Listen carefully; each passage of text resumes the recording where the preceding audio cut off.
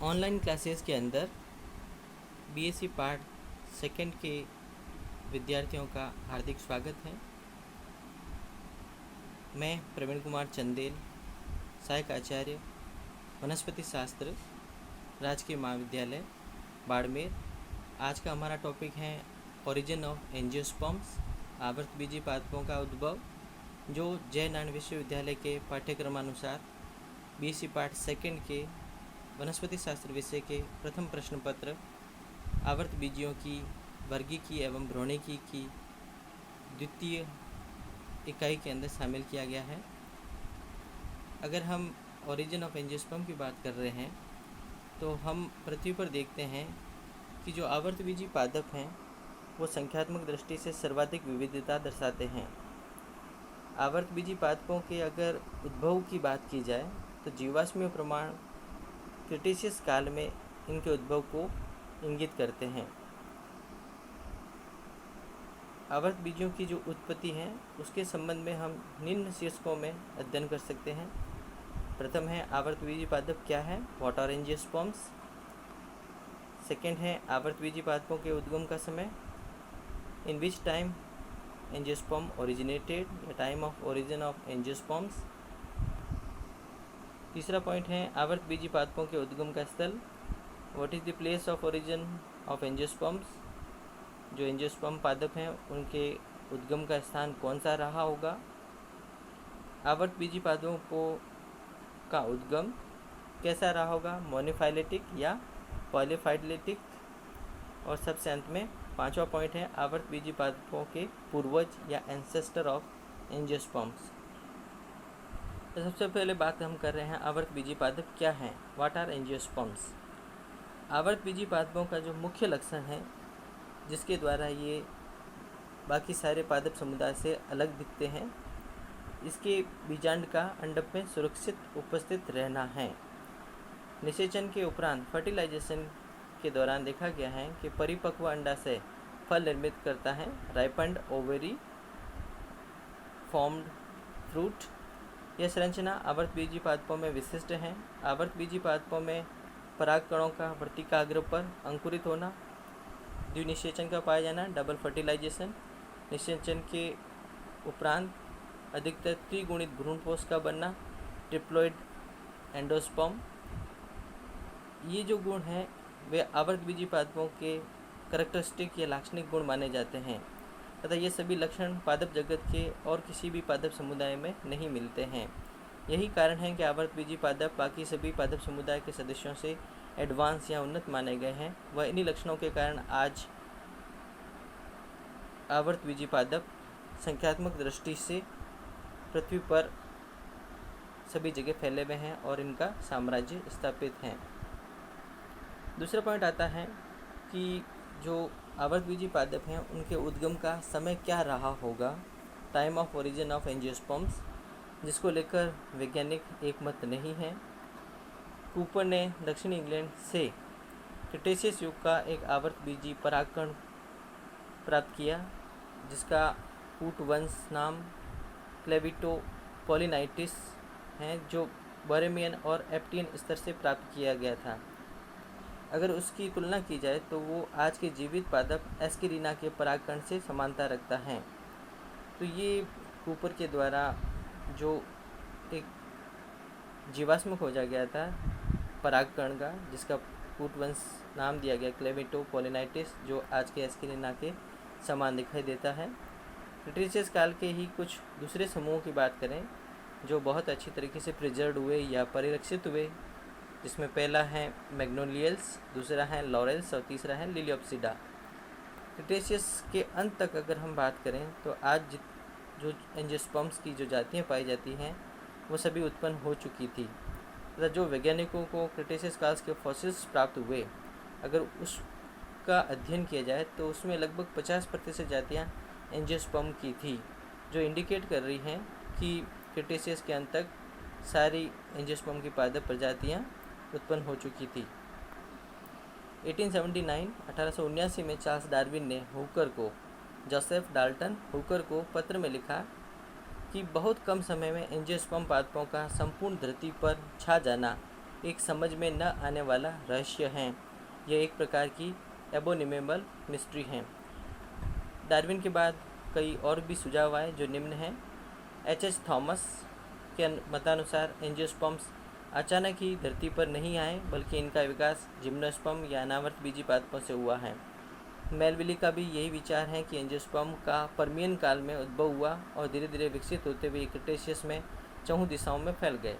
उनके अनुसार ग्लॉसोप्टेरिडेल्स एंजियोस्पर्म्स के पूर्वज थे। किसी कारण से ग्लॉसोप्टेरिडेल्स ट्रायसिक में पूर्णतः नष्ट हो गए तथा एंजियोस्पर्म के सदस्यों को विकसित होने का मौका मिल गया।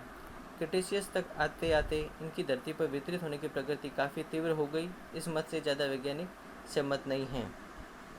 वैज्ञानिकों का मानना है कि संभवतः ट्रायसिक के आद्य एंजियोस्पर्म जो एंजियोफाइट्स कहलाते हैं, according to Doyle et al 1993 के अनुसार, या जिन्हें हम प्रो एंजियोस्पर्म्स कहते हैं, ट्राइटिस की 1991 के अनुसार, केटोनियल्स, बेनिटाइटल्स, पेंटाजाइलस व निटिल्स से अलग हुए होंगे। तो हम ये बात कर रहे हैं कि ये जो एंजियोफाइट्स हैं या प्रो एंजियोस्पर्म्स, जिसको हम आद्य एंजियोस्पर्म्स कह रहे हैं, वे केटोनियल्स, बेनिटाइटल्स व पेंटाजाइलस एवं निटिल से अलग हुए होंगे तथा जुरासिक के अंत में एंजियोफाइट्स वर्तमान के द्विबीजपत्री तथा एक बीजपत्री पादपों के समूहों में विभाजित हुए होंगे। सभी समूहों के फॉसिल रिकॉर्ड पूर्ण रूप से परिरक्षित नहीं हैं या अधिकांश की हम बात करें तो खोजे नहीं जा सके हैं। अतः ट्रायसिक व जुरासिक में सही समय का निर्धारण करना अभी तक वैज्ञानिकों के लिए संभव नहीं हुआ है।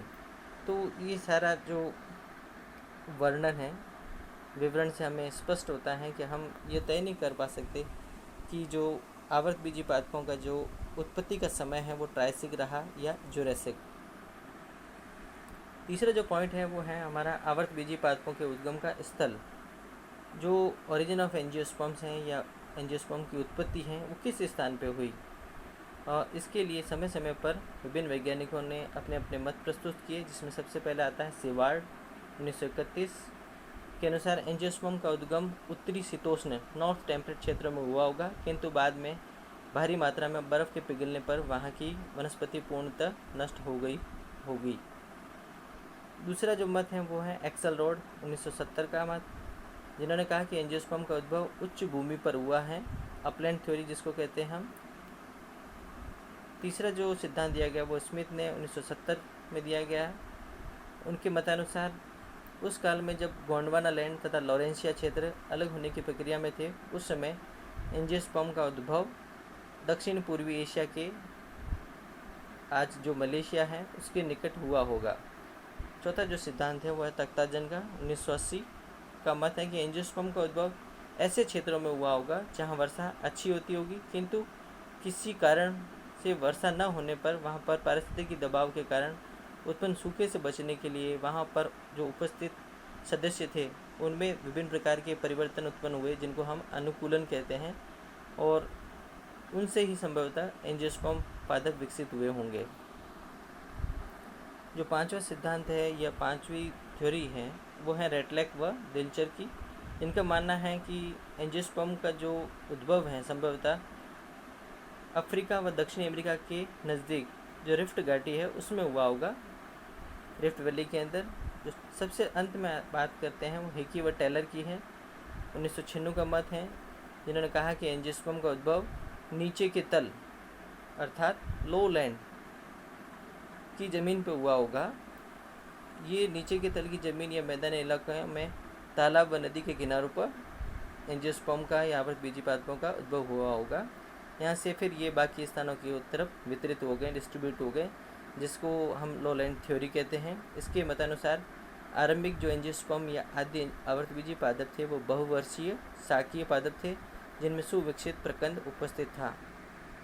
तो इस तरह से हम ये देख सकते हैं कि जो स्थल हैं उसके बारे में समय समय पर वैज्ञानिकों के मत अलग अलग रहे कि कहाँ पर आवर्त बीजी पादपों का उद्भव हुआ या उत्पत्ति हुई। जो चौथा पॉइंट है उत्पत्ति के लिए वो है आवर्त बीजी पादपों का उद्गम कैसा था, मोनोफाइलेटिक अथवा polyphyletic. Origin of angiosperms, angiosperm के उद्भव की बात करें तो वो मोनोफाइलेटिक था अथवा यह पॉलीफाइलेटिक, इस पर सभी वैज्ञानिक एकमत नहीं हैं। कुछ मोनोफाइलेटिक थ्योरी का अनुसरण करते हैं, कुछ पॉलीफाइलेटिक थ्योरी का सिद्धांत का अनुसरण करते हैं। हचिंसन 1959, क्रॉनक्विस्ट 1981, थॉर्नी 1983 से 92, तख्ताजन 1987 से 97 का मत है कि एंजियोस्पर्म एक स्रोतोद्भव मोनोफाइलेटिक थे, क्योंकि द्विबीजपत्री व एक बीजपत्री दोनों समूहों में कुछ समानताएं पाई जाती है। जैसे नर व मादा युग्मकों भेद का लगभग समान रूप से परिवर्तन होता है तथा दोनों में ही द्विनिषेचन पाया जाता है। जेफरी ने दोनों समूहों की आंतरिक संरचना के अध्ययन के उपरांत बताया कि एंजियोस्पर्म एक स्रोतोद्भव या मोनोफाइलेटिक हैं तथा एक बीजपत्री का द्विबीजपत्री से अथवा एक ही पूर्वज से उद्गम हुआ है। लेडी सार्जेंट, मिस सार्जेंट की बात करें, ऑस्ट्रेलियन साइंटिस्ट ने एक बीजपत्री दलपत्रों कोटिलिडन्स, दलपत्र या हम कहें कि बीजपत्र, दलपत्र के स्थान पर कोटिलिडन्स बीजपत्रों पर शोध के उपरांत बताया कि एक बीजपत्री पादों में उपस्थित जो बीजपत्र हैं वास्तव में वो दो के संयुग्मन फ्यूजन से बना है। अर्थात ये कह सकते हैं कि एक बीजपत्री पादप द्विबीजपत्री पादपों से विकसित हुए हैं और एक बीजपत्री पादप में सिंगल कोटिलिडन्स पाया जाता है जो द्विबीजपत्री पादपों में पाए जाने वाले दो कोटिलिडन्स या बीजपत्रों के संयुग्मन से बना है। कैंपमेल के अनुसार कुल निम्फियेसी, रननकुलेसी तथा बर्बिडेसी में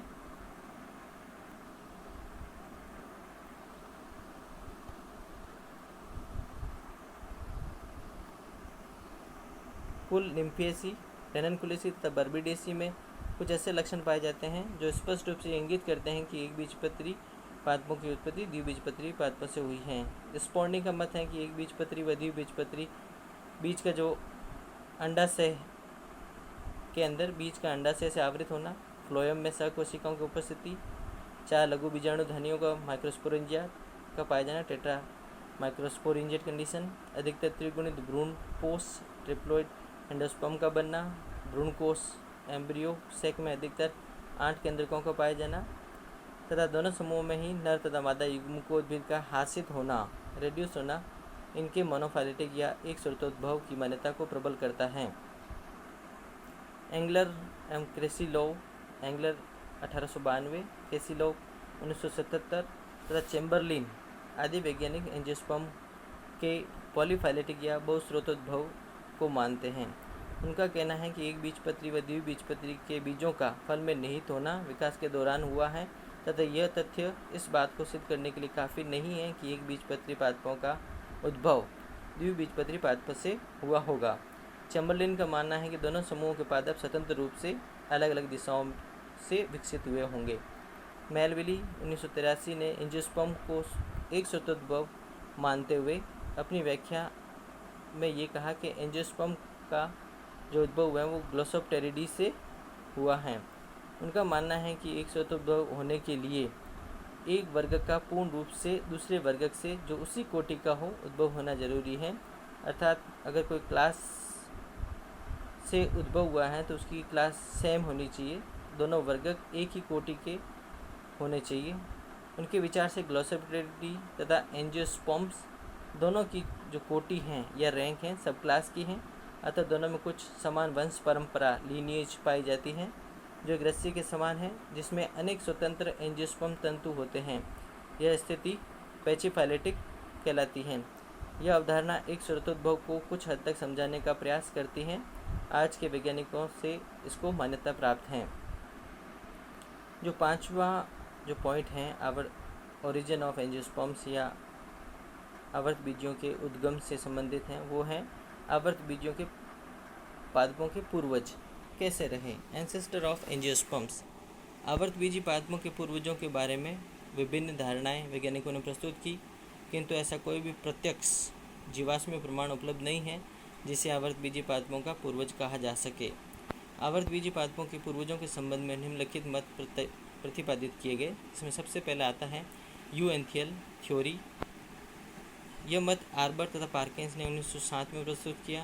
उन्होंने माना कि अंडक वास्तव में रूपांतरित गुरु बीजाणुपर्ण मेगास्पोरोफिल हैं।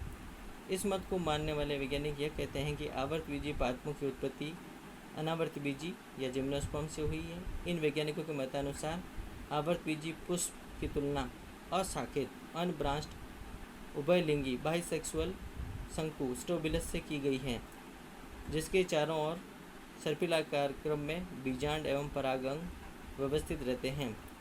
ऐसी ही संरचना विलुप्त बेनीटाइटेल्स अनावर्तबीजी पादप में पाई जाती है, जिनसे संभवतः मैग्नोलियल्स के पादप विकसित हुए होंगे, जिनमें उभयलिंगी पुष्प पाए जाते हैं। कई वैज्ञानिकों ने आवर्तबीजी पादपों की उत्पत्ति निम्नलिखित अनावर्तबीजी पादपों से होने की संभावना व्यक्त की है, जिसमें सबसे पहले बात करते हैं बेनीटाइटेल्स। कुछ वैज्ञानिक बेनीटाइटेल्स गण के विलुप्त सदस्य साइकेडियोइडिया से आवर्तबीजों की उत्पत्ति को मानते हैं। इसमें एक लंबा पुष्पधर पाया जाता है, जिस पर सपत्र परागधारी अंग, लघु बीजाणुपर्ण, बीजांडधर सल्क तथा अंतराबीजी सल्क युक्त होकर जन्नांग बनाते थे। इसमें नग्न बीजांड शीर्ष स्थिति में रहते थे, जबकि आवर्तबीजी पादपों में बीजांड अंडक के आधार पर स्थित होते हैं। दूसरा जो अनावर्तबीजी हैं वो है केटोनियल्स। वर्तमान में वैज्ञानिकों की यह अवधारणा बन रही है कि एंजियोस्पर्म का उद्भव बीज फंड से हुआ है, सीड फंड से। केटोनियल्स का वर्णन हैरिस ने 1932 में जुरासिक काल की यॉर्कशायर व ग्रीनलैंड से किया है। इस समूह के पादप ट्रायसिक के अंत में धरती पर अवतरित हुए तथा क्रिटेशियस के अंत तक विलुप्त हो गए। इसमें पर्ण तने के स्थान पर शाखाओं पर लगती थी। पत्ती में 2 पर्णकों के जोड़े थे जिनमें सिराएं अनुपस्थित थी। नर जन्नांग की बात की जाए तो उसमें 4 बीजाणुधानियों के संयुक्त होने से सिनेंजिया निर्मित होते थे। बीजधारी संरचनाएं पिछाक्ष रेकिस पर लगती थी, जिन पर 2 पंक्तियों में क्यूप्यूल उपस्थित रहते हैं। क्यूप्यूल के बारे में अगर बात करें तो डॉयल ने केटोनियसी के क्यूप्यूल को अंडक के समकक्ष माना, जबकि स्टिबिन्स 1974 ने इसे बीजांड का बाह्य अध्यावरण आउटर इंटेगुमेंट माना। डॉयल व डोन्यू 1987 ने क्लैडिस्टिक अध्ययन के उपरांत केटोनियल्स एंजियोस्पर्म वंश परंपरा को महत्वपूर्ण आधार प्रदान करने वाला बताया। तीसरा जो अनावर्तबीजी पादप हैं वो साइकेडेल्स हैं। स्पोर्नी 1971 ने साइकेडेल्स व एंजियोस्पर्म के बीच में समानताएं बताई, और जिसमें प्रथम है आपके साइकेडेल्स की खजूर समान प्रकृति। जो साइकेडेल्स होते हैं वो खजूर के समान दिखाई देते हैं। दूसरी बात जो है गुरु बीजाणुपर्ण पर बीजांड का लगना है। मेगास्पोरोफिल्स फाउंड ऑन ओविल्स मेगास्पोरोफिल के ऊपर लगे रहते हैं। गुरु बीजाणुपर्ण मेगास्पोरोफिल की प्रागत जाति है, जैसे साइकस सर्सिनिलिस आदि में गुरु बीजाणुपर्ण के पर्णिल भाग का आश्रित होना देखा गया है। इस प्रकार ये जो कुछ समानता है जिसके आधार पर हम साइकेडेल्स और एंजियोस्पर्म को समान दिखा सकते हैं। ये मानना कठिन है कि एंजियोस्पर्म का उद्भव साइकेडेल्स से हुआ है, किंतु साइकेडेल्स व एंजियोस्पर्म में समानता के उपरांत इस निष्कर्ष पर पहुंचा जा सकता है कि एंजियोस्पर्म का जो उद्भव है वो टेरिडोस्पर्म से हुआ होगा। तो ये यू एंथियल थ्योरी यही कहती है कि जो आवर्तबीजी पादपों का जो उद्भव है वो अनावर्तबीजी पादपों से हुआ है। उसमें अलग अलग पादप हैं, जैसे आपका सबसे पहले बेनीटाइटेल्स हैं, दूसरा केटोनियल्स हैं और तीसरा साइकेडेल्स हैं। जो दूसरी थ्योरी आती है, ये सिद्धांत आता है, वो है सूडो एंथियल थ्योरी, जिसमें एक आ गया है कि आरंभिक क्रिटेशियस काल से जो फॉसिल प्राप्त हुए हैं, जीवाश्म प्राप्त हुए हैं, वह वर्तमान के एंजियोस्पर्म से भिन्न हैं। अतः वैज्ञानिकों का यह मानना है कि संभवतः इन दोनों समूहों का प्रो एंजियोस्पर्म समान आद्य समूह से उद्भव हुआ होगा। जो जीवाश्म है और आज के पादप हैं, उन दोनों का उद्भव एक ही पादप प्रो एंजियोस्पर्म से हुआ होगा। इस तथ्य को नीटम से बल मिलता है। नीटम एक जिम्नोस्पर्म पादप है, नीटोप्सिडा का मेंबर है।